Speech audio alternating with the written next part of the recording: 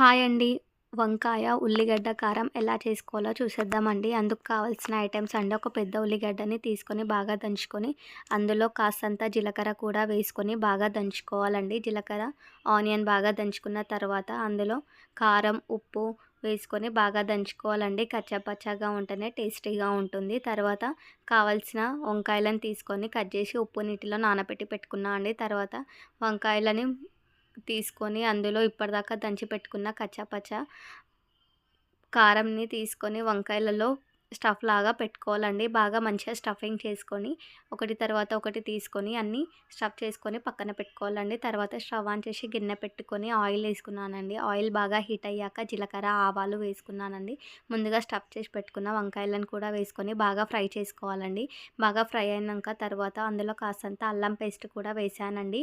అల్లం పేస్ట్ వేసుకొని బాగా ఫ్రై అయిన తర్వాత కాసేపు మూత పెట్టి ఉడికించుకోవాలండి. ఇప్పటిదాకా దంచి పెట్టుకున్న పేస్ట్‌ని కూడా కొంచెం ఉండే అండి. అది కూడా యాడ్ చేసుకొని బాగా ఫ్రై చేసుకోవాలి.